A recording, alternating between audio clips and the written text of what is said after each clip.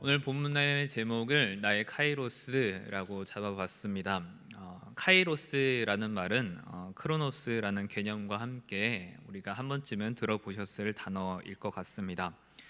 카이로스나 크로노스 모두 시간을 뜻하는 의미입니다. 그런데 크로노스라고 하는 것은 지금 시간이 10시 54분인 것처럼 이성적인, 그러니까 눈에 보이는 시간을 의미합니다. 반면 카이로스는 내가 느낀 특정한 때의 시간입니다. 그래서 카이로스라고 하면 제가 느낀 카이로스와 여러분들이 느낀 카이로스 다 다를 수밖에 없습니다. 그리고 그 카이로스, 특정한 사람과 만났던 그 시간들을 통해서 누군가는 그 사람을 떠오르며 행복한 기억이 될 수도 있고, 또 누군가에게는 정말 지우고 싶은 끔찍한 기억이 될 수도 있습니다. 그렇기 때문에 이런 아픔은 원동력이 될 때도 있지만 누군가에게는 트라우마가 되어서 참 힘든 시간이 될 수도 있습니다.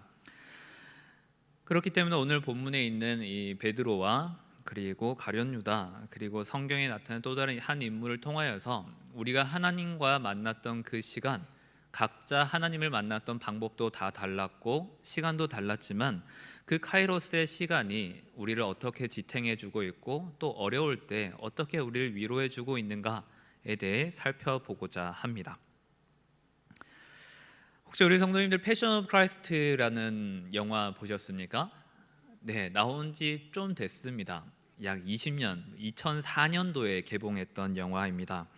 이것이 개봉될 때는 너무 사실적인 묘사로 인해 많은 분들이 조금 인상을 찡그리면서, 그렇지만 또한 너무 사실적이기 때문에 정말 예수님께서 저 정도까지 찍히셨던 것인가? 라고 그렇게도 많이 평을 받았던 영화입니다.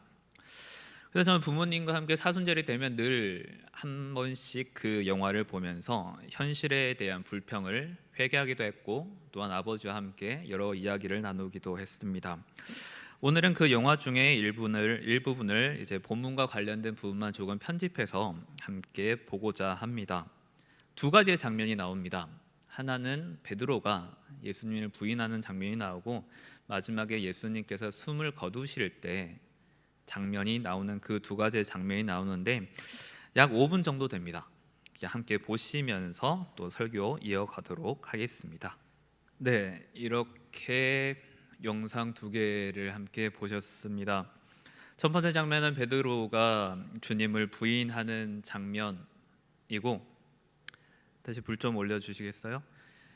운명하는 장면이고, 하나는 예수님께서 숨을 거두실 때의 장면이었습니다.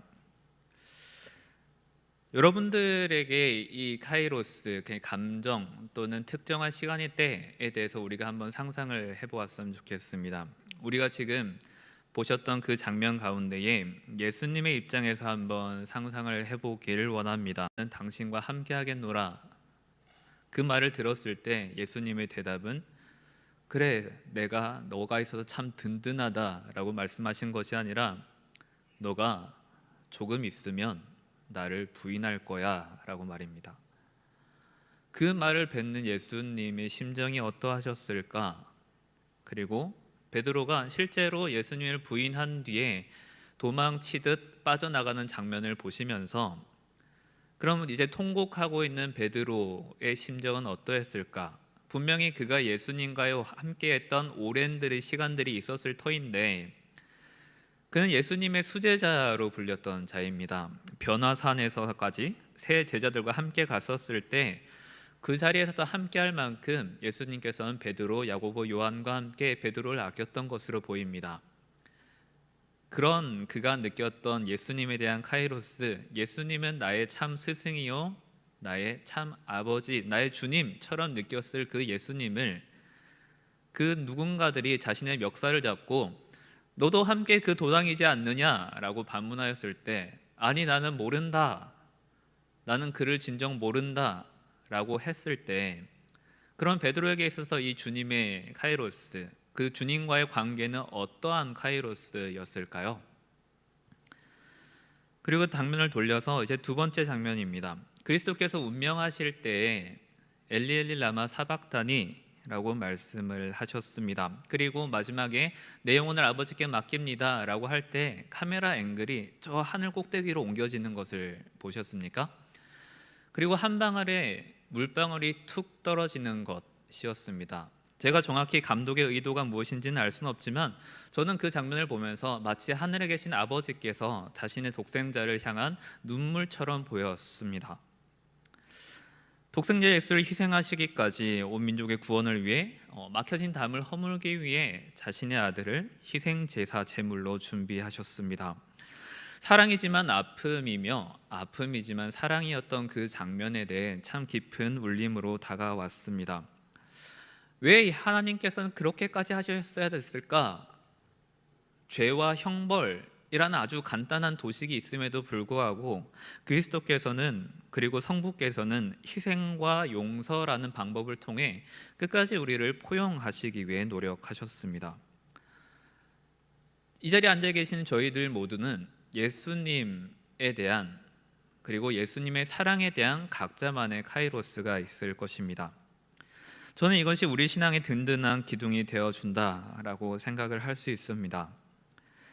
한때 죄인이었던 나를 여전히 죄인이지만 예전에는 그렇게 하지 않겠노라 결단했던 우리지만 여전히 베드로의 길을 걷고 있는 우리들에게 예수님께서는 또다시 말씀해 주십니다. 나는 여전히 너를 사랑하고 있다라고 말입니다. 그 본문의 말씀들이 그리고 모든 짐을 가지고 내게 나아오라 라는 그 말씀들이 우리를 여전히 예수님을 부인했지만 다시 한번 예수님께 또다시 나가게 하는 원동력 그리고 카이로스가 되기도 합니다. 본문을 잘 보셨다면 영상을 잘 보셨다면 거기에 베드로 이외에 한 명이 더 등장을 했었습니다. 아마 여러분 느끼셨겠지만 예수님을 넘겼던 가룟 유다가 잠시 나왔습니다. 여러분 둘 다 예수님의 제자였습니다. 그런데 그 끝이 너무나 다르죠.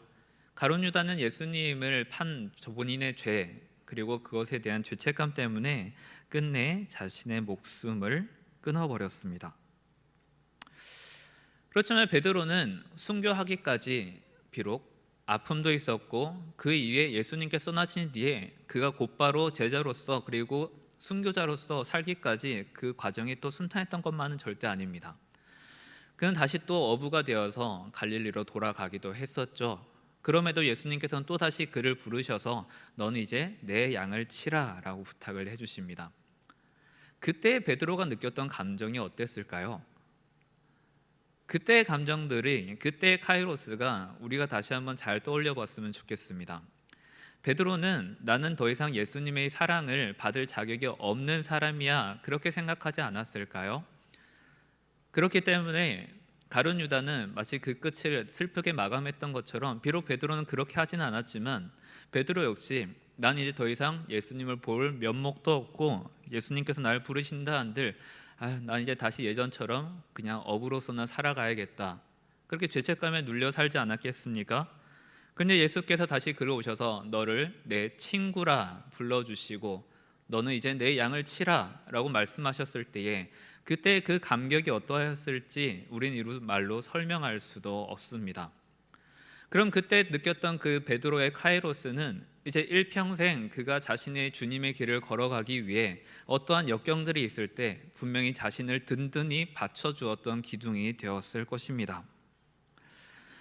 예수님께서 우리를 불러주셨고 나를 자녀 삼아주셨고 나의 기도를 들으시면서 응답해 주셨던 것들을 우리는 다 경험해 봅니다. 그렇게 이제 조금씩 강화되어져 가는 카이로스입니다. 그렇게 예수님에 대해 하나님에 대한 신앙의 맛을 알게 되면 이젠 정말 찬양의 가사처럼 금은 보화를 준다 할지라도 물론 조금 흔들릴 수는 있겠지만 우린 그 길을 택하기보다 주님을 선택하게 될 것입니다. 그리스도께서 우리를 용서해 주셨던 그리고 우리를 다시 자녀 삼아 주셨던 그리고 영원한 생명을 약속해 주셨던 그 카이로스의 경험이 우리에겐 다 강력하게 남아있기 때문에 이제는 그 강력했던 기억 속에 있는 먼지들을 털어내고 다시 그때로 이제는 돌아갈 시간입니다. 공관복음에 따르면 공생의 기간 동안 갈릴리에서부터 예루살렘에 이르기까지 수많은 이들을 먹이셨고 질병을 고치셨고 공개된 곳에서 가르치시면서 사역을 해 오셨습니다.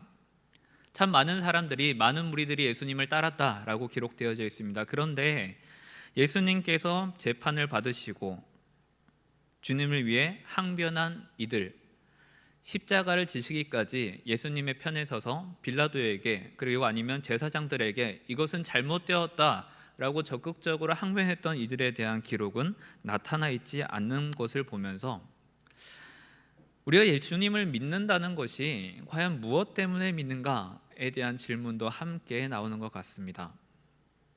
나의 이익을 위해 신앙을 따라가다 보면 결국에는 예수님께서 마지막 심판을 받으실 때에 내가 이제 저 사람을 따를 이유는 다 사라졌구나, 그렇게 느껴지지 않겠습니까?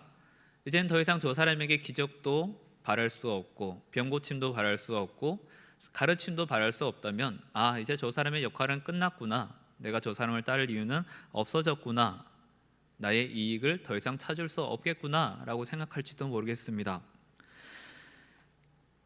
우리가 나의 유익과 신앙 가운데서 저울질을 하다 보면 분명히 갈등의 순간들이 생깁니다. 주님께서는 다 안다고 하셨으니까 내가 이럴 수밖에 없는 이유도 아시겠네요 라고 하면서 슬그머니 빠져나가는 분들도 많이 봤습니다. 뭐가 되었든 어떤 이유는 다 각자의 나름의 이유는 있겠지만 그 끝이 가룟유다처럼 되지만 않기를 바랍니다. 분명히 우린 실수를 할 수 있고 넘어질 수도 있고 때로는 나의 유익 때문에 주님을 부인하는 일도 생겨날 수 있습니다. 그런데 참 회개가 어려운 것이 악한 사단들은 우리를 끊임없이 나의 아픔을 계속 상기시킵니다. 너는 주님께 죄사함을 받을 자격이 없다라고 끊임없이 우리를 상기시킵니다. 그러면 우리는 가룟유다처럼 예수님을 영영 떠날 수밖에 없습니다.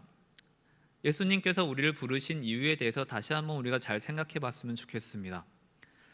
비록 우리가 예수님을 부인해서는 안 되겠지만 그럼에도 불구하고 예수님께서는 우리를 다시 한번 부르셨고 내가 너를 자녀 삼는다 라고 약속 주셨고 내가 너에게 영원한 영생을 주겠다 라고 약속 주셨습니다. 우리에게 필요한 것은 주님, 전 여전한 죄인이고 십자가의 공로를 받을 자격이 있을지, 주님 과연 제가 그럴 자격이 있는 사람인지에 대해 주님께 다시 한번 기도하면서 주님, 참 보잘것없는 저입니다. 저는 또 주님을 못 박았고 주님을 창을 찔렀고 주님의 이름을 못되게 했지만 그럼에도 불구하고 주님께서는 우리를 또 사랑해 주셔서 너는 내 친구다 라고 불러주셨을 때에 그 감격이 우리 안에 다시 살아난다면 지금 우리가 가지고 있는 조금의 아픔 그리고 잠시 열정이 식었다라고 하시는 분들에게 다시 한번 활활 타오를 수 있는 횃불이 되지 않겠습니까?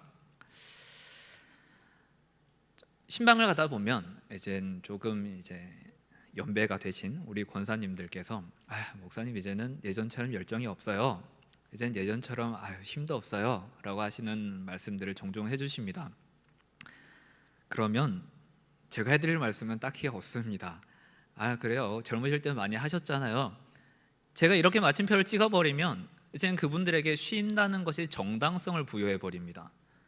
그렇게 절대 말씀드리지 않습니다. 다만 권사님 지금은 잠시 방학을 하고 계시지만 저는 숯불이란 표현을 참 좋아합니다. 잠시 그 불이 예전처럼 활활 타오르진 않지만 여전히 불씨를 가지고 계시지 않습니까? 그리고 코로나라는 기간이 우리의 체질을 바꿔놓기에는 조금 충분한 시간이었기 때문에 그럼 이제 다시 그 마차가 굴러가기 위해서 조금 힘은 들지만 이젠 잠시 힘을 써야 될 때 아니겠습니까? 과거에 주님과의 뜨거웠던 그 시간을 다시 한번 기억해 주셨으면 좋겠어요. 그리고 우리가 할 수 있는 어떤 역할이라도 조금 맡아주셨으면 좋겠습니다. 그렇게 항상 부탁을 드립니다. 우리가 가지고 있던 그 기억이란 것은 참 소중합니다. 특히나 주님께서 나의 이름을 불러주시고 나의 이름을 그렇게 너는 내 친구요 내 자녀요 그리고 저의 하찮은 이름을 그렇게 불러주셨을 때, 저 역시 그렇게 탕자의 삶을 살았을 때 정말 검은 것밖에 없었던 저를 다시 불러주셨을 때 그때의 감격을 다시 되돌이켜 보다 보면 하기 싫은 일들이 분명히 생깁니다. 그런데 그때의 기억을 다시 되돌리고다 보면 그래도 한숨 한번 내쉬고 그래도 해야지, 이렇게 또 결단이 될 때가 있습니다. 얼마 전에 십자가를 만들면서 이제 조금 집에 늦게 들어가니까 아내가 이제 싫은 소리들을 했습니다. 근데 어찌 보면 아내 입장에서는 당연히 늦게 들어오는 게 싫겠죠. 그리고 들어오자마자 아이고 죽겠다 그러고 있으니까 당연히 그 꼴 보기 싫을 겁니다. 근데 제 성격을 알고 있으니까 그냥 아내도 그냥 한숨 한번 내쉬고는 빨리 씻고 자, 이렇게 애써 서운함을 털어버리는 것 같았습니다. 예전에는 참 그런 걸로 많이 싸웠습니다. 왜 굳이 오빠가 죄송합니다. 왜 굳이 오빠가 그렇게까지 해야 되냐? 그러면 그때는 참 많이 싸울 때라 여러 가지 의미들, 정당성을 얘기를 하고 이유에 대해서 얘기를 했겠지만, 이제는 조금 같이 산 시간들이 있다 보니까 해야 될 것 같아서 그냥 할 뿐이야, 그리고 내가 이것을 할 수 있으니까 하는 것 뿐이야 라고 얘기하면 이제는 아내도 이해를 해줍니다. 그래서 제 입장에서도 미안하니까 그래도 너가 이해해 주니까, 너가 용납해 주고 집에 있는 일들을 또 너가 맡아주니까 내가 있는 걸 할 수 있다, 참 고맙다 라고 얘기를 해주면 또 괜시리 웃으면서 그래도 물이라도 한 잔 주면서 빨리 자라, 이렇게 얘기를 해줍니다. 왜냐하면 저희 아내 역시 하나님과의 뜨거웠던 만남이 있었고, 지금은 본인이 저랑 결혼한 탓에 본인이 하고 싶었던 사역들도 또는 봉사들도 제대로 할 수 없지만, 그 역시 하나님의 일이라고 생각하면서 자신의 맡겨진 역할들을 그래도 해나가야지, 이렇게 결단을 할 수 있다 보니까, 그래서 저와 아내들이 이렇게 얘기를 합니다. 참 우리가 가지고 있었던 과거의 아픔들이 있고 서로 싸웠고 다퉜던 시간들이 있지만, 이것들을 다시 이어줬던 것은 하나님께서 우리를 부르셨고 하나님께서 우리를 이어주셨다라는 확신이 있기 때문에 라고 이야기를 합니다.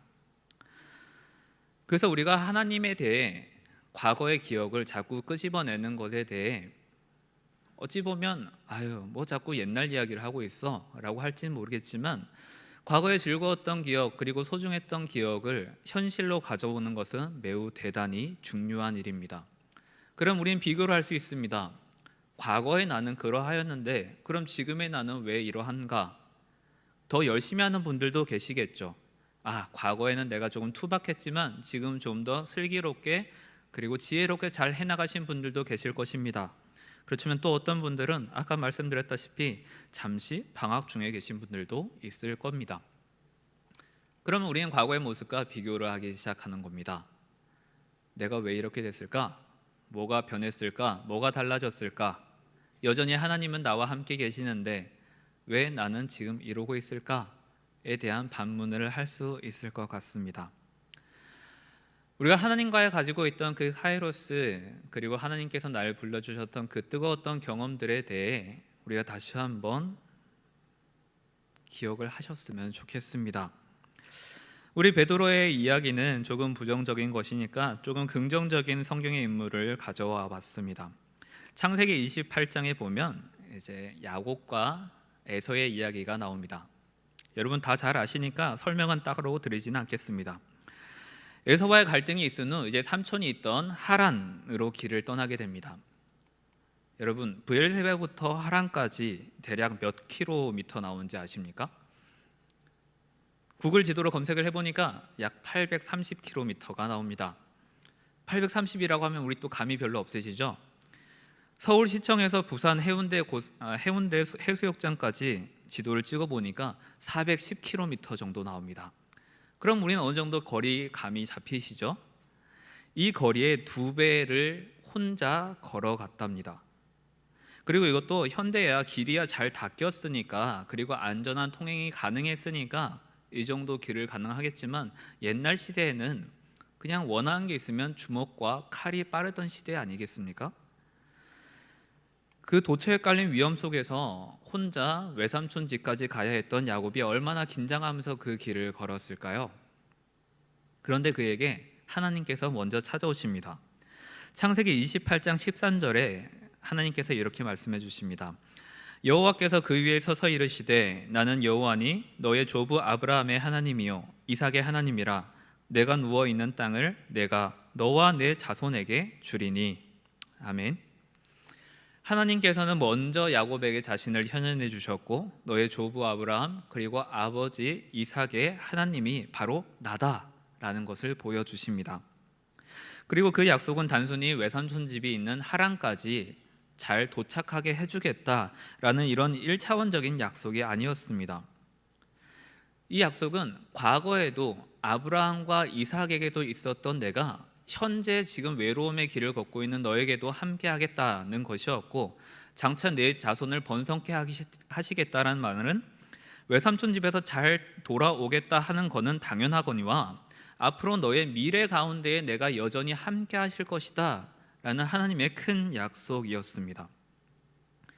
그리고 그가 야곱이 이제 외삼촌의 집에서 지내면서, 성경에 자세한 기록은 되어 있지 않겠지만 우리가 한번 상상을 해본다면 그가 여러 가지 억울한 일을 당할 때, 그리고 힘든 일을 겪었을 때, 그가 바로 이 창세기 28장에서 겪었던 하나님과 나 사이의 사닥다리, 그 카이로스의 경험에 대해 다시 한번 묵상하면서, 그래 하나님께서는 여전히 나와 함께 하시고 나에 대한 미래를 약속해 주셨는데 내가 이 현실에 무릎 꿇을 수는 없지, 그렇게 다짐할 수 있지 않았을까요?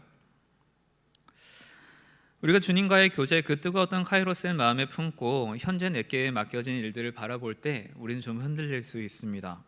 왜냐하면 우리는 다 이성을 갖고 있기 때문에 주님께서 내게 맡겨지신 일 또는 교회로부터의 연락, 그리고 사역 등등과 내 현재의 상황을 계산을 하면 우리는 답이 나옵니다. 그것에 소요되는 시간, 헌신, 물질, 여러 가지 고려해야 할 변수들이 많이 등장합니다. 그렇기 때문에 우리는 고민을 하죠. 그리고 때로는 정말 어쩔 수 없는 상황 가운데에 이번 역할을 하지 못하지만 다음에는 꼭 하겠다, 그렇게 말씀해 주시는 감사한 분들도 계십니다.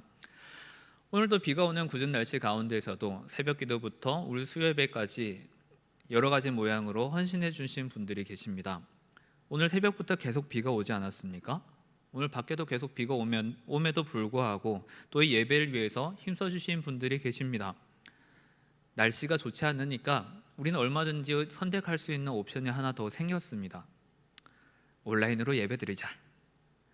그럼에도 불구하고 현장으로 나오셔서 필요한 역할을 감당해 주시고 또 기도의 역할을 감당해 주시는 분들이 계시기 때문에 이 또 수요 예배는 주님께 영광이 될 수 있고, 우리 교회는 여전히 하나님께 드려지는 예배를 드릴 수 있는 장소가 됩니다. 우리는 여전히 많은 저울질 속에 살아갑니다. 그렇지만 우리가 할 수 있는 단어는 딱 하나인 것 같습니다. 그럼에도 불구하고입니다. 주님께서 여전히 우리를 불러주셨기 때문에, 주님께서는 당신이 당할 고난이 아니었음에도 불구하고, 그럼에도 불구하고 우리를 위해서 그 고난을 당해주셨던 것을 생각해 본다면, 우리는 하지 않아도 될 일들이지만 내가 굳이 이 자리에 오지 않아도 누군가는 하겠지라고 생각할 일들임에도 불구하고, 그럼에도 불구하고 내가 해야지, 내게 맡겨지신 일이라면 그래 때로는 한숨이 나올 때도 있겠지만 그래도 내가 해야지 라고 생각이 드는 것은, 또 그렇게 결단할 수 있는 유일한 이유는 주님께서 그렇게 걸어가셨기 때문입니다. 그래서 우리 말씀을 정리하면서, 누군가에게는 과거의 추억 속에 같이 갇혀 사는 것 아니냐고 말씀드릴 수도 있겠지만, 과거를 되뇌이면서 현재를 봅니다. 그리고 현재를 보면서 미래를 그려갑니다. 주님께서 여전히 나와 함께 하시기에 과거에서 나를 불러주셨고 지금도 나와 함께 하시고 앞으로 함께 하실 것이란 임마누엘의 약속을 주셨기 때문에 우리는 하지 않아도 되지만 그럼에도 불구하고 할 용기를 얻게 됩니다. 우린 모두 그렇게 살아가는 것 같습니다. 그렇게 교회는 발전되어져 가는 것 같고, 다시 이 신앙도 더 깊어져 가는 것 같습니다. 우리 생명 1010을 준비를 하면서 이제 그 결실을 맺을 부활절이 다가오고 있습니다. 목사님께서 그렇게 말씀하실 때에 초대장도 두고 영상도 준비를 하면서 여러분들에게 전달과 또는 헌신을 부탁을 하셨을 때 정말 억한 마음을 먹으면 안 하실 수도 있죠. 왜요? 여러분들의 시간과 비용과 물질이 계속 들어가니까 말입니다. 우리가 그렇게 이성적으로 계산하다 보면 아무것도 이루어질 일이 없습니다. 그러나 하나님께서 우리에게 말씀해 주셨고 우리를 그렇게 품어 주셨고 몸소 그렇게 보여 주셨던, 그럼에도 불구하고 우리가 그 길을 걸어갈 때 우리를 통해서 생명은 전도되어지고 예수님의 영광이 드러나는 것 아니겠습니까? 우리가 조금 더 그렇게 결단하셨으면 좋겠습니다. 부활절에 있기 전 이젠 금요일, 성금요일, 주님께서 십자가에 달리실 시간이 다가오고 있습니다. 겟세마네 동산에서 기도하시던 모습, 정말 그 애절함 가운데 기도하셨던 모습을 저희가 다시 한번 상상해 보시면서, 주님, 저희가 무엇이 간데 저를 이렇게 사랑해 주셨습니까? 제가 그렇게 역할도 제대로 하지 못하였고 제게 맡겨진 사명도 그렇게 잘하지 못하였던 것 같은데 그럼에도 불구하고 왜 저를 사랑해 주셨습니까? 그 카이로스에 대해 이제는 우리가 현실에서 반응할 때인 것 같습니다. 그래서 우리가 이 고난주간, 그리고 성금요일 예배, 그리고 부활절, 그리고 그 이후 기쁨의 50일 모든 기간 동안 우리에게 맡겨진 감동이 있다면 그렇게 해주셨으면 좋겠습니다. 하지 않을 이유 분명히 있습니다. 그렇지만 우리에게 해야 할 이유도 한 가지는 분명히 있습니다. 주님께서 우리에게 그렇게 살아내기를 원하셨고 우리 위해 그렇게 희생해 주셨기 때문입니다. 그 은혜가 주님과 나의 카이로스를 묵상하며 온전히 그리스도를 향하는 저희 모두가 될 수 있기를 주님의 이름으로 축원드립니다.